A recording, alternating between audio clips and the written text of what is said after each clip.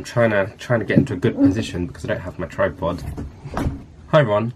So I'm doing some studying because I have the JLPT tomorrow, which is causing me a whole ton of stress. So I thought I'd whip out my camera, shoot a quick cheeky video about all the studying that I have, or have not, been doing for this exam that I have tomorrow. So if you've watched some of my previous videos, you know that I'm doing the N1. And I did N2 2 years ago, and back then I told myself I want to take N1 at the end of my year abroad, and that was sort of what I was aiming for. And I don't know if it's like my Japanese didn't improve as much as I thought it would, or it did, and then N1 was just harder than I thought it was.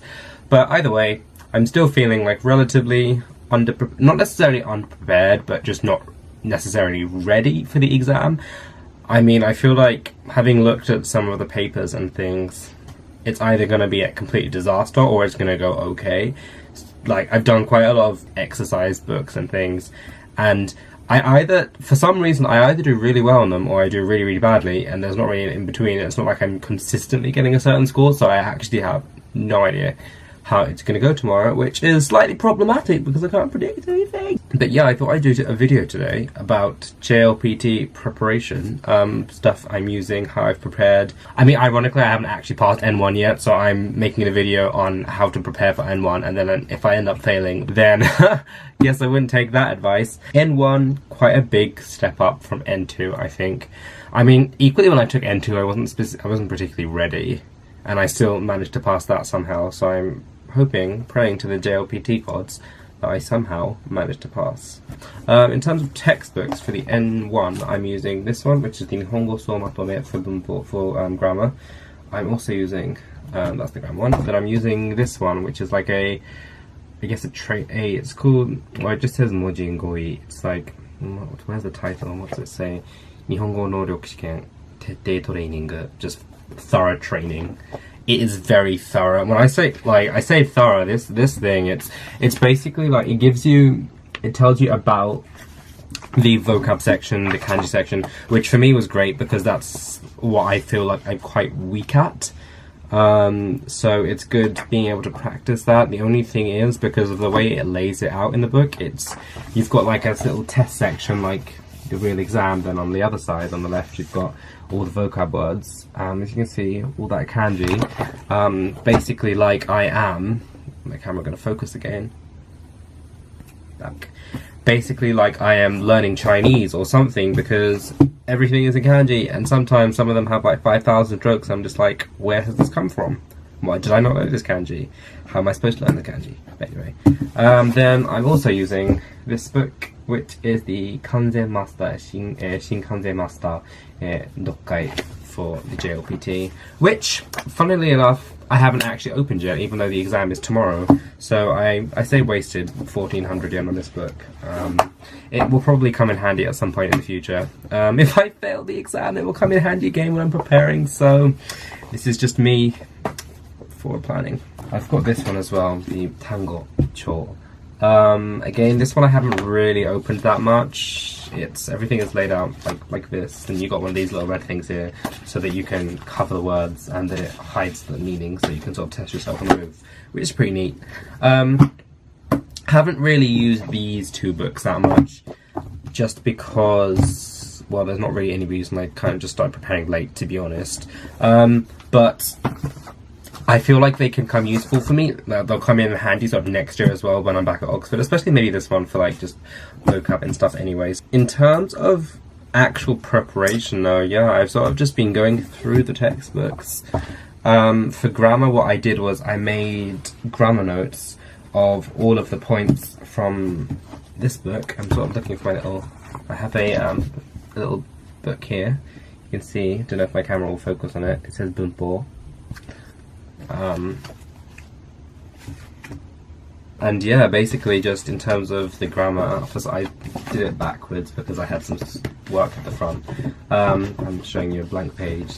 This is a wonderful page. You can see all the grammar. No, I'm kidding. Yeah, it's probably easier if I just pick up the camera and show you. I'm going to flip the screen around so who knows what's happening now. Ooh. So yeah, for grammar, I kind of just made notes, just page by page.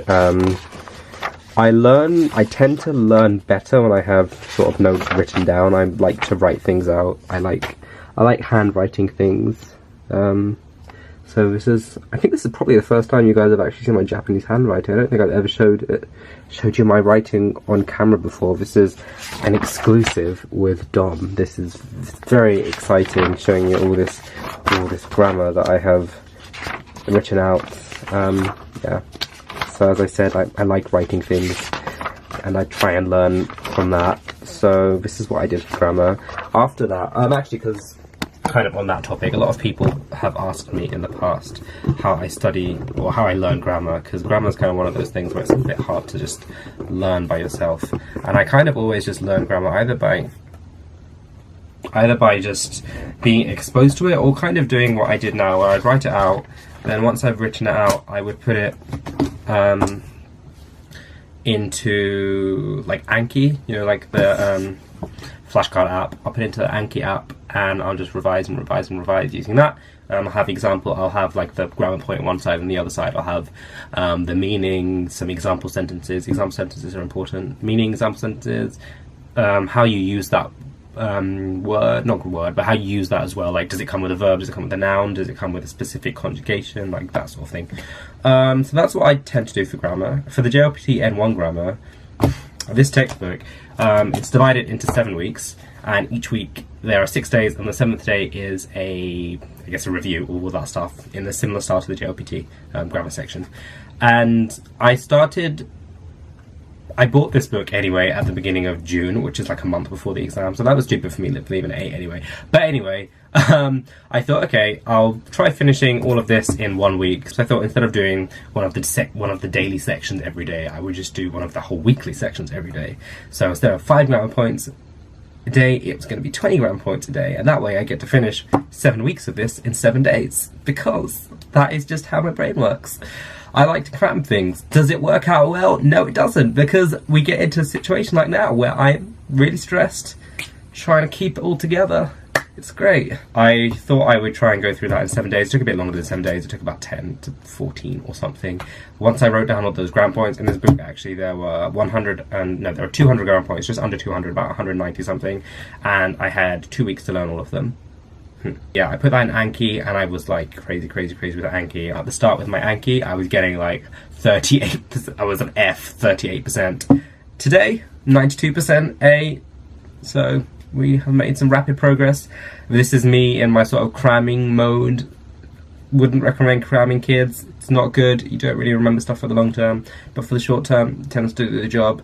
So that's what I was doing for grammar. Then for vocab, I was using this book and writing down all my words. So again, I had one of these little kanji books that like little kiddies at school use, and then I wrote everything out like this. As you can see, there is a lot of kanji. I've filled up this.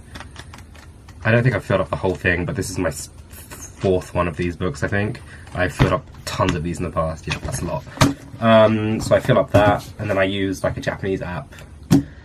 Like Anki, I think I've told you guys the name of the app before. It's just called Japanese. It's a flashcard app, but it's got a dictionary built in and stuff, so I use that.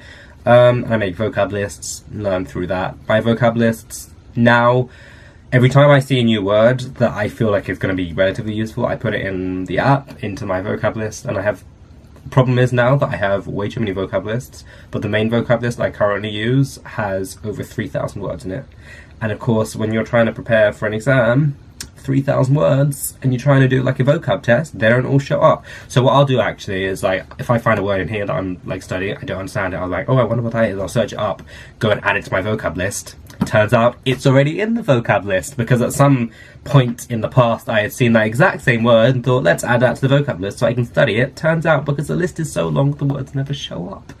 So if any of you are making, I guess, vocab lists on like flashcard apps, don't add too many cards, because then you won't learn any of them, and you'll end up in a situation like me where you have tons of cards, don't learn them, not very good. So would not recommend that. But yeah, that's sort of what I've mainly been doing, because those are my camera's going to die soon. The battery is low and the memory card has about a minute left. I have to wrap this video up. Oh, I'm sorry. But I forgot what I was saying. But yeah, those were sort of my weak points with the JLPT, just the grammar and the like vocab. Kanji, you know, like, I'm not bad at kanji, but I'm not necessarily that good. And for N1, because you need to know all Joyo kanji, and I know roughly the Joyo kanji, but it's very, very, very rough, to the point that I would struggle to say I actually know like 2,000 whatever. But yeah, I'm sort of just struggling with the kanji, trying to get by, doing my best. Yeah, I haven't really left my room recently, so I've kind of been going a bit crazy. But it'll be over tomorrow, and then I find out, I think a few months later, if I've passed or not. If I passed, that would be amazing. If not, then that would suck. But yeah, it's really hot in Japan at the moment. Japan, can't speak English. Can't speak English, let alone Japanese. But sorry, it's really hot in Japan at the moment. It's like 30 degrees. So I've actually been studying in the study room, because I can use the aircon in there without having to pay for it in my room, which is just showing you how great I am when it comes to, you know, saving money and being very like savvy with those sort of things. Once this is over, I don't really have that much work left at Kobe. Turns out the camera died before my memory card ran out of space. But yeah, as I said, I'm going to Tokyo, then I come back, and it's only about a month before we finish class, so that's good. Very excited. It seems like every single other person in the world now has basically finished with their, I say world, basically everyone back home. They've all finished with like uni and stuff, and I'm just like, well, I have another 2 months. So we are sort of slowly but surely getting there, nearing the end. But yeah, I hope this video, I'm not sure if it was useful, maybe it was insightful, maybe you get to see like how much of a mess I am with my studying, I don't know. I feel like, honestly, people probably have this view of Oxford students being like really like studious and hardworking and really put together, and then you see me as like this complete mess who doesn't know what he's doing most of the time, and I feel like this sort of just probably taints your image of Oxford students, so my apologies. But anyway, thank you very much for watching this video, and I will see you guys soon. Goodbye.